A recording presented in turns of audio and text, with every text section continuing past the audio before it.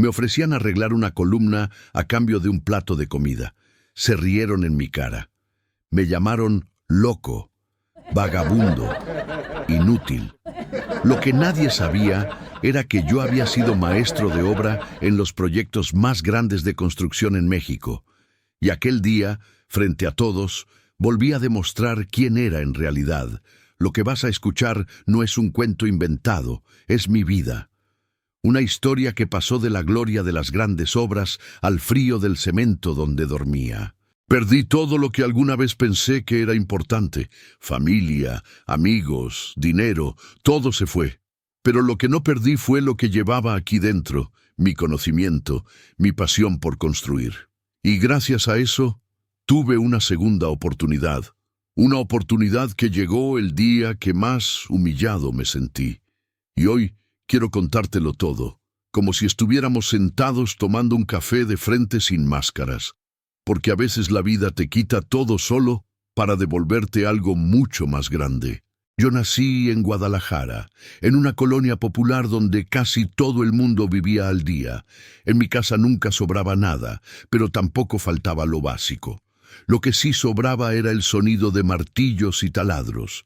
Desde niño me acostumbré a escuchar el ruido de la construcción, a oler la mezcla de cemento fresco y a ver a mi padre llegar a casa con las manos llenas de polvo y cal. Mi padre trabajaba en una constructora del barrio. No era ingeniero ni arquitecto, solo un albañil, pero lo trataban como si fuera el alma del lugar. Yo lo acompañaba siempre que podía, porque me fascinaba ver cómo una pila de ladrillos y cemento se convertía en una casa, en un muro, en algo que duraría años. Mientras otros niños jugaban en la calle, yo prefería sentarme en una cubeta volteada y observar. Recuerdo que una vez, con apenas 9 años, le pregunté: «Papá, ¿cómo sabes cuántos ladrillos necesitas sin contarlos?». Él sonrió, me revolvió el pelo y dijo: «Las estructuras hablan, hijo. Hay que aprender a leerlas». Esa frase nunca se me olvidó, y con el tiempo descubrí que tenía el mismo ojo que él. Cuando cumplí 13 años, mi padre empezó a dejarme hacer cosas sencillas: mezclar cemento, cargar ladrillos, nivelar superficies. A mí me parecía un regalo enorme. Yo me sentía parte del equipo. Me gustaba llegar a casa con las manos sucias porque era como una medalla. La escuela, bueno, no era lo mío. No porque fuera tonto, sino porque yo ya sabía lo que quería hacer en mi vida. Estudiaba lo justo para no repetir curso, pero toda mi pasión estaba en la construcción. Un día, uno de los clientes de la constructora, que estaba levantando un edificio de departamentos, llevó a mi padre para que revisara unos cimientos. Cuando vi esa estructura enorme, esas columnas de acero, esos planos extendidos sobre una mesa improvisada, me quedé embobado. Era construcción en grande, con ingenieros, arquitectos, grúas. El dueño se rió al verme y dijo: «Mira al chamaco, tiene cara de haber visto el cielo». Y yo, sin pensarlo, respondí: «Algún día yo voy a construir edificios como ese». Todos rieron, pero yo lo decía en serio. A los 16 años conseguí mi primera oportunidad. Fue en una obra mediana. El capataz le pidió a mi padre si podía llevarme como ayudante para cargar material y limpiar herramientas. Yo acepté sin dudar. Esa mañana, cuando llegué a la obra, sentí que estaba en otro mundo. El olor a cemento fresco mezclado con metal, la vibración de las máquinas, los albañiles con sus cascos amarillos. Yo estaba hipnotizado. Esa experiencia me marcó. Volví a casa y le dije a mi madre: «Algún día, mamá, voy a ser maestro de obra». Ella me acarició la cara y respondió con ternura: «Ojalá, hijo, pero prométeme que siempre vas a ser humilde, aunque logres todo eso». Yo se lo prometí. Pasaron los años y cada vez que tenía oportunidad me colaba en obras o buscaba pequeños trabajos relacionados con construcción. No ganaba casi nada, pero aprendía un montón. A los 19 ya sabía más de estructuras que muchos albañiles veteranos. Lo que me faltaba en experiencia lo compensaba con pasión y memoria. Un maestro mayor que me tomó cariño me dijo una vez: «Roberto, tú tienes un don. Hay gente que estudia años y nunca logra entender una estructura como tú lo entiendes de manera natural. Aprovecha eso». Y lo aproveché. Con 22 años me ofrecieron entrar como ayudante en una constructora grande. No me lo podía creer. Pasé de ver las obras desde afuera a estar dentro, rodeado de ingenieros, arquitectos y maestros de obra.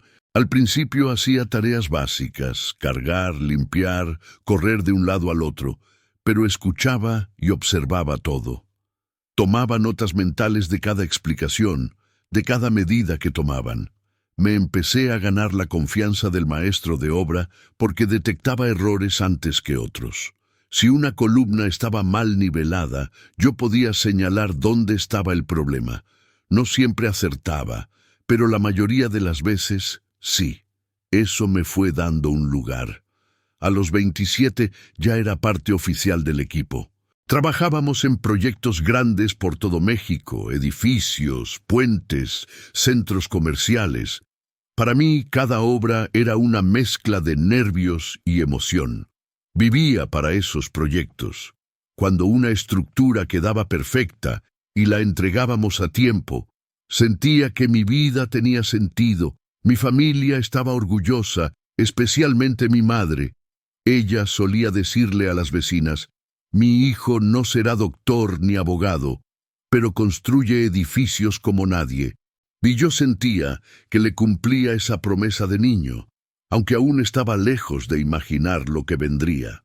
Porque mi historia, la que hoy te cuento, no se trata solo de llegar arriba, también se trata de perderlo todo y volver a empezar.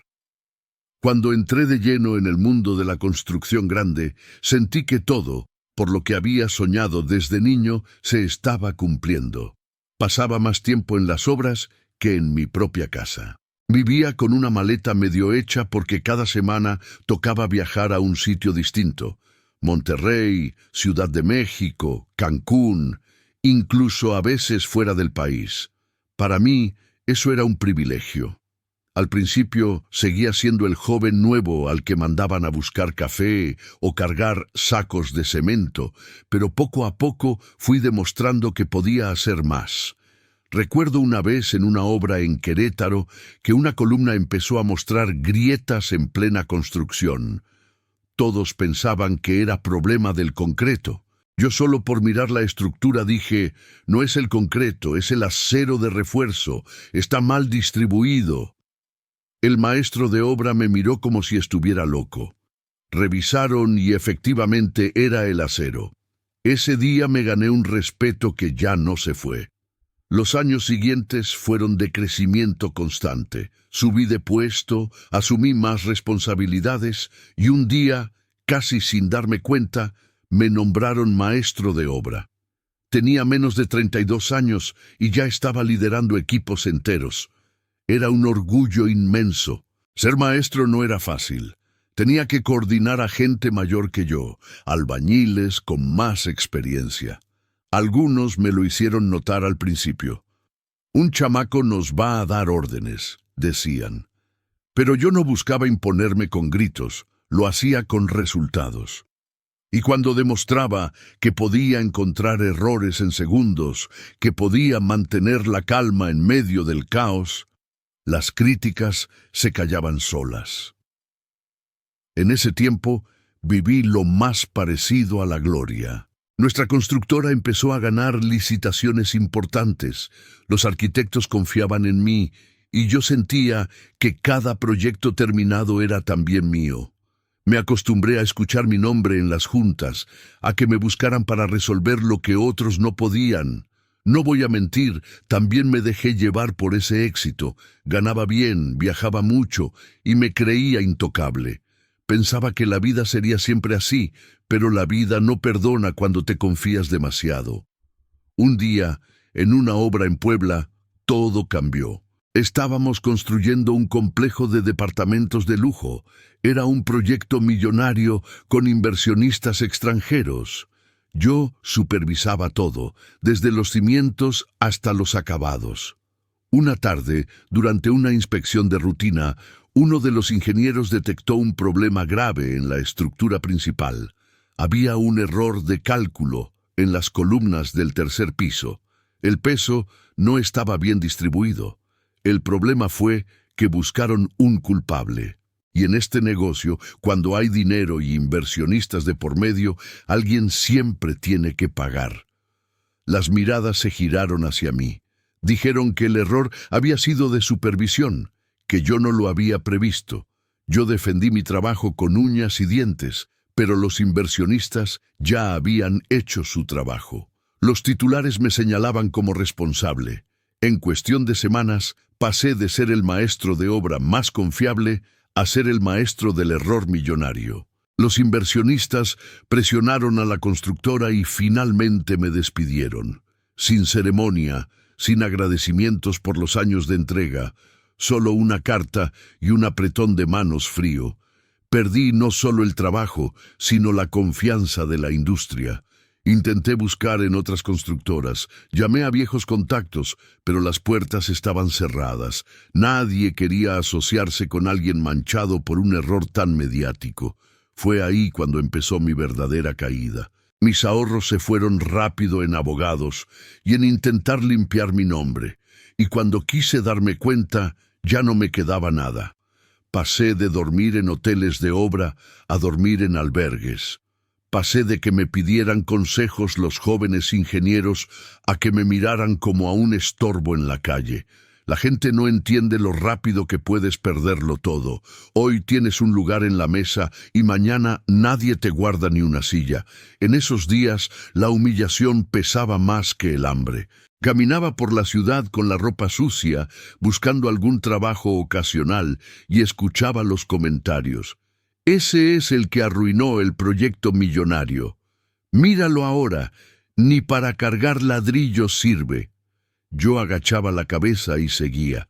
Por dentro estaba roto, pero me repetía una y otra vez la frase que mi padre me había dicho de niño. Las estructuras hablan, hijo.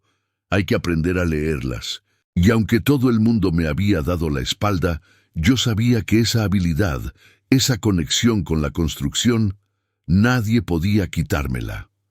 Dormir en la calle no es algo que uno imagine que le pasará algún día. Yo tampoco lo imaginé, y sin embargo ahí estaba, sentado en bancos de parques, buscando cartones para taparme del frío y agradeciendo cuando alguien me daba un taco o un pan. Al principio intenté mantener algo de dignidad. Me decía, esto es temporal. En cualquier momento volverán a llamarme. Pero los meses pasaban y el teléfono nunca sonaba. El mundo de la construcción me había cerrado la puerta en la cara. Y lo peor es que me di cuenta de que ya nadie quería escuchar mi versión. A veces pasaban por mi lado antiguos compañeros. Algunos ni me reconocían, otros giraban la cara para no saludar. Una tarde escuché a dos decir, «Ese no es Roberto, el que fue maestro de obra». «Sí, el mismo. Mira cómo terminó. ¡Qué ironía!». Me ardieron los ojos, pero no dije nada. Seguí caminando con la cabeza baja. Los días eran todos iguales, hambre, cansancio, y esa sensación de que la gente te mira como si fueras invisible, o peor, como si fueras basura. Empecé a aceptar trabajos pequeños para sobrevivir, limpiar vidrios, cargar bultos en el mercado, ayudar en mudanzas, todo a cambio de unas monedas o un plato de comida. Un día, terminé en una obra pequeña en las afueras de la ciudad. El encargado me dejó quedarme allí a cambio de ayudar a limpiar escombros. No era mucho, pero al menos tenía un lugar donde pasar el día sin que me echaran. Recuerdo bien esa tarde. El sol pegaba fuerte y yo estaba sentado en una esquina con un trapo en la mano. De pronto llegó una camioneta lujosa. Bajó un grupo de hombres con cascos nuevos y planos bajo el brazo. Eran ingenieros jóvenes supervisando una obra cercana. Uno de ellos se acercó al encargado quejándose. «Tenemos un problema grave. La columna principal está mostrando fisuras y nadie sabe por qué. Si no lo resolvemos hoy, perdemos millones». El encargado negó con la cabeza. «Yo no sé de eso, señor. Soy solo el vigilante». Uno de los ingenieros me miró y se rió. «Oye, ¿y si le pedimos ayuda al vagabundo? Seguro que sabe un montón de construcción». Ja, ja, ja. Todos se carcajearon. Sentí la humillación arderme por dentro. Estaba acostumbrado a esas risas, pero ese día algo en mí se encendió. Me levanté despacio, limpié mis manos en el trapo y me acerqué. «Déjenme verlo», les dije. «Si en 20 minutos no lo resuelvo, no me deben nada. Si lo consigo, solo quiero un plato de comida». Las risas se hicieron más fuertes. El ingeniero principal me miró de arriba a abajo con desprecio. «Está bien, vagabundo, haz tu magia, pero si empeoras las cosas, duermes en la cárcel». Caminé hacia la columna. Las fisuras eran evidentes, corrían en diagonal desde la base. Cerré los ojos por un segundo y recordé todos esos años supervisando estructuras. Toqué el concreto, revisé el acero de refuerzo visible, observé la distribución del peso. Mientras revisaba, los jóvenes no paraban de burlarse. «Míralo, parece que juega el ingeniero. Seguro termina derrumbando todo». Yo no contestaba. Estaba concentrado. Después de revisar cada detalle, lo vi claro. El problema no era el concreto ni el acero. Era la cimentación. El suelo había cedido ligeramente por falta de compactación adecuada. La columna estaba soportando peso de manera desigual. Me giré hacia ellos. «El problema no está en la columna. Está en la base. El suelo no fue compactado correctamente. Necesitan reforzar la cimentación antes de que colapse». El ingeniero principal me miró incrédulo. «¿Cómo puedes saber eso sin hacer pruebas?» «Porque llevo más de 20 años leyendo estructuras», respondí. «Y si no me creen, háganlas. Pero les aseguro que encontrarán exactamente lo que les digo». Llamaron a un equipo técnico. Hicieron las pruebas. Una hora después, el ingeniero volvió con la cara pálida. «Tiene razón. El suelo cedió. Si no lo hubiéramos detectado, la columna habría colapsado en semanas». El silencio fue inmediato. Nadie se rió. Uno de los jóvenes se llevó las manos a la cabeza y dijo: «No puede ser. Nos salvó de una demanda millonaria». El ingeniero principal se acercó a mí. «¿Quién eres tú?». Respiré hondo. «Soy Roberto Hernández. Fui maestro de obra en los proyectos más grandes de este país. He pasado más tiempo con estructuras que con personas, y aunque ustedes me vean así, todavía sé leer lo que una construcción tiene que decir». Por primera vez en mucho tiempo vi respeto en los ojos de alguien. El ingeniero intentó darme dinero, pero lo rechacé. «No necesito billetes, solo lo que pedí: un plato de comida». El encargado de la obra, que había presenciado todo, me trajo tacos y una botella de agua fresca. Mientras comía, los ingenieros me miraban en silencio, sin bromas esta vez. Ese fue el primer día en que entendí que aunque había perdido todo, todavía tenía algo que nadie me podía quitar: mi talento. Después de aquel día en la obra, algo cambió. Yo seguía siendo el mismo hombre con ropa gastada y una mochila medio rota, pero la manera en que la gente me miraba ya no era igual. El grupo de ingenieros que se había burlado de mí fue el primero en esparcir la noticia, aunque seguramente no con la intención de ayudarme. «¿Sabías que el vagabundo de la obra salvó una columna millonaria en minutos?», decían. La historia sonaba casi como una broma, pero se repetía tanto que empezó a despertar curiosidad. A los pocos días, un maestro de obra de un proyecto cercano se me acercó con desconfianza. «Mira, Roberto, tengo una estructura que no logro sacar adelante. Dicen que tienes un ojo especial, ¿quieres echarle un vistazo? Acepté con la condición de no recibir dinero, solo pedí comida. Cuando revisé la estructura, tardé menos de media hora en señalar el problema. Era una viga mal calculada que nadie había revisado. La obra pudo continuar sin problemas. El maestro se quedó mirándome como si hubiera visto un truco de magia. No entiendo cómo lo hiciste. Llevamos días buscándolo. Escuchar, le dije. Las estructuras siempre hablan. Me dio un apretón de manos sincero, y esa noche cené caliente gracias a él. El rumor creció.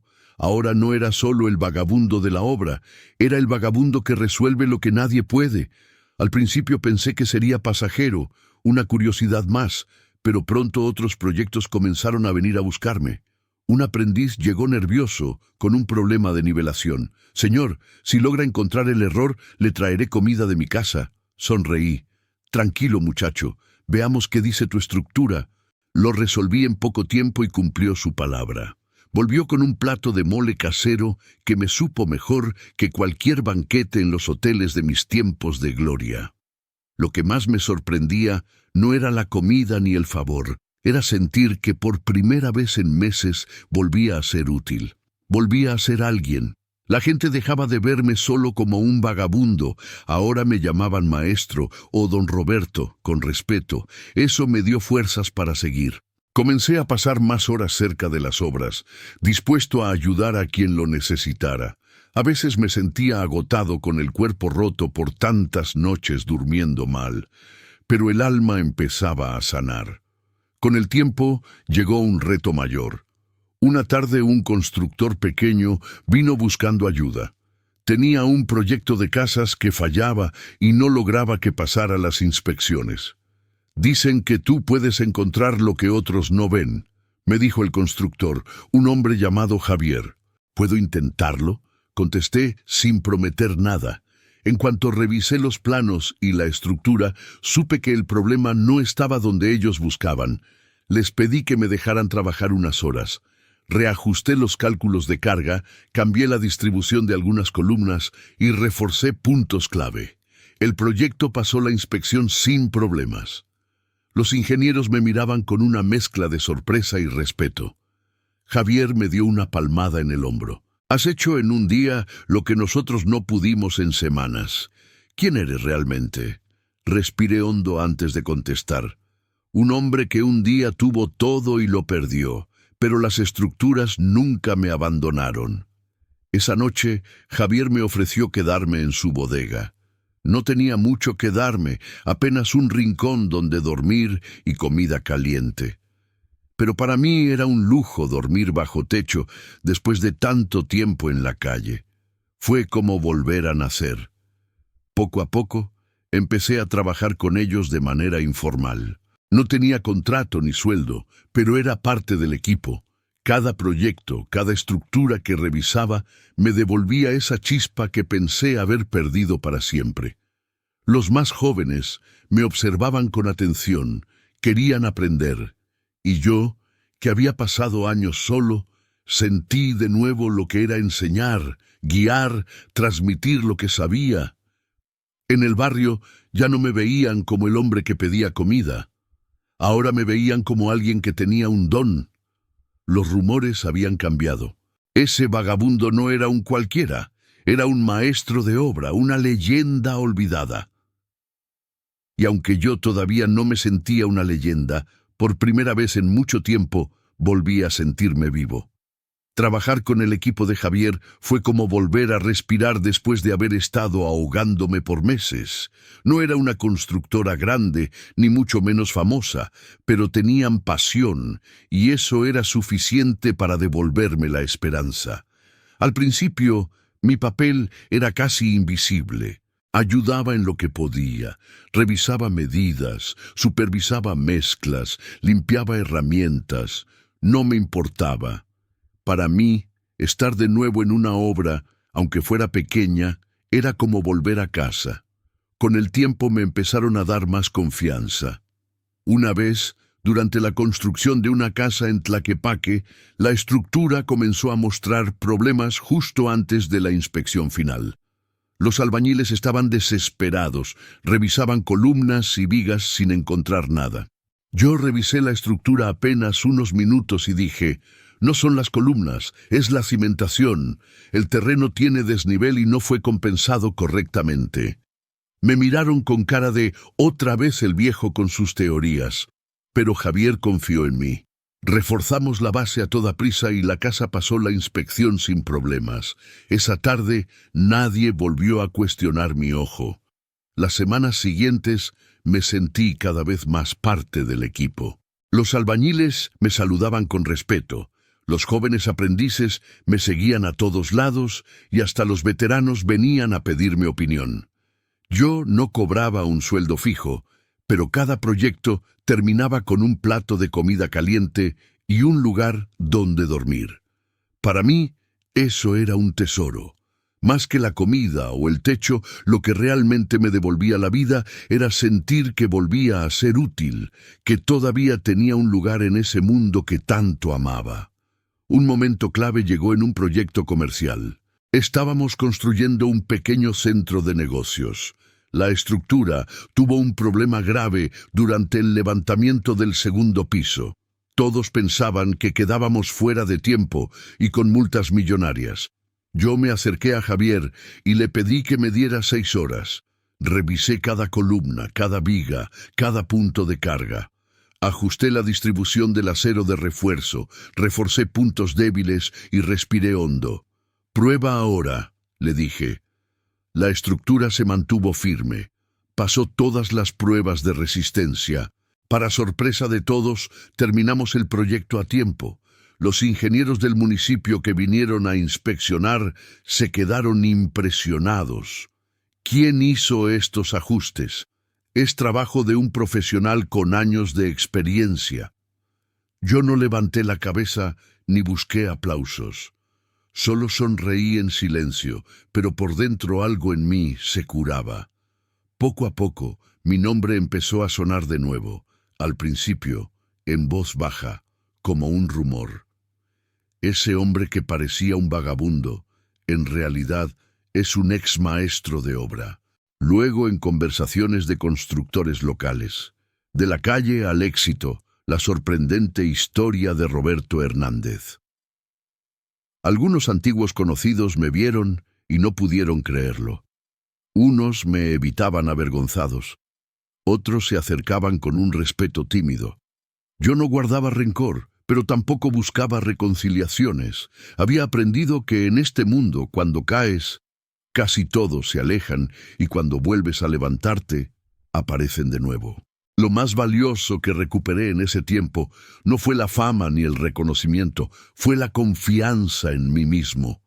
Durante meses me había sentido invisible, como si mi vida ya no tuviera sentido. Pero cada vez que una estructura quedaba perfecta después de que yo la tocaba, recordaba quién era. Un día Javier me llamó aparte, me miró serio y me dijo, «Roberto, quiero que sepas algo. No te veo como un vagabundo al que le damos un lugar. Te veo como el corazón de este equipo. Sin ti no estaríamos aquí». Esas palabras me hicieron más bien que cualquier contrato millonario, porque entendí que lo que había perdido no era mi talento, sino la fe en mí mismo. Y ahora la estaba recuperando. La calle me había quitado todo, pero también me había dado una lección que nunca olvidaría, que uno no vale por lo que tiene en el bolsillo, ni por la ropa que lleva puesta, sino por lo que sabe, por lo que puede dar a los demás. Y ese aprendizaje fue lo que me preparó para lo que vendría después, porque mi historia aún no terminaba. El trabajo con el equipo de Javier siguió creciendo. Proyecto tras proyecto nos hicimos notar. No teníamos el presupuesto de las constructoras grandes, pero sí algo que no se compra con dinero, pasión y constancia, y poco a poco mis manos y mi ojo volvieron a ser reconocidos. Un día, después de terminar un proyecto complejo de viviendas que nadie apostaba que terminaríamos a tiempo, se me acercó un periodista local. ¿Es cierto que usted dormía en la calle hace poco? Lo miré a los ojos y respondí sin rodeos. Sí, y eso no me hace menos que nadie. La calle me enseñó más de lo que aprendí en cualquier obra. Ese artículo salió en varios medios locales. El titular decía: De vagabundo a maestro de construcción. La increíble historia de Roberto Hernández. No voy a negar que me dio cierto orgullo, pero también me dio un poco de miedo. No quería volver a ser el centro de burlas ni de rumores. La sorpresa más grande vino meses después. Un antiguo compañero de las constructoras grandes se me acercó en una obra. Lo noté incómodo, casi avergonzado. Roberto, vine a verte porque necesito decirte algo. Te fallamos. Cuando pasó lo del error en Puebla, te dejamos solo. Yo mismo repetí cosas injustas sobre ti y ahora veo que siempre fuiste el mejor. Me quedé callado unos segundos. Podría haberle gritado, reprochado todo lo que sufrí, pero no lo hice. Mira, le dije, no necesito tus disculpas. Solo quiero que aprendas esto. Nunca des por muerto a alguien que cayó, porque puede levantarse más fuerte que nunca. Él bajó la mirada y yo sentí por primera vez, en mucho tiempo, que ya no cargaba con el peso del pasado. La verdadera redención llegó de la mano de Javier. Una noche, después de un proyecto difícil, me llamó a su oficina improvisada en la bodega. Roberto, quiero proponerte algo. Has demostrado que sigues siendo un líder, no solo por lo que sabes, sino porque todos aquí te respetan. Quiero que seas oficialmente el maestro de obra principal de esta constructora. Me quedé sin palabras. Sentí un nudo en la garganta. Apreté los puños y recordé todo lo que había pasado. Los hoteles de lujo, las calles frías, las risas, las humillaciones, los tacos que cambié por resolver estructuras y ahora esa oferta. Sí, Javier, le respondí al fin. Acepto. Ese día cerré un círculo. El vagabundo desapareció. El maestro de obra volvió a nacer. Con el tiempo, la constructora de Javier empezó a crecer. Ganamos más licitaciones. Llegaron mejores clientes y más proyectos quisieron trabajar con nosotros. Yo no volví a la fama de antes, pero tampoco lo necesitaba. Tenía algo mucho más valioso, dignidad recuperada y un lugar donde mi trabajo era respetado. Los jóvenes aprendices me buscaban para que les enseñara. Yo siempre repetía la frase de mi padre: las estructuras hablan, hay que aprender a leerlas. Y al decirlo, sentía que él desde algún lugar estaba orgulloso de mí. Hoy cuando miro hacia atrás, me parece increíble. Pasé de tenerlo todo a perderlo en un instante. Conocí el frío de la calle, el hambre, la burla.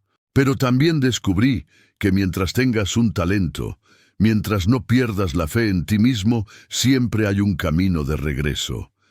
Ya no soy el Roberto arrogante que pensaba que la vida era un triunfo eterno. Soy un hombre marcado por las caídas, pero también levantado por ellas. Y si algo aprendí, es que el respeto verdadero no se gana con títulos ni con dinero. Se gana cuando demuestras quién eres en los peores momentos. Miro hacia atrás y todavía me cuesta creerlo. Pasé de supervisar obras millonarias a dormir en bancos fríos de parques. Pasé de ser respetado en las juntas a ser señalado en la calle como un fracasado. Me humillaron, me llamaron vagabundo, se rieron de mí.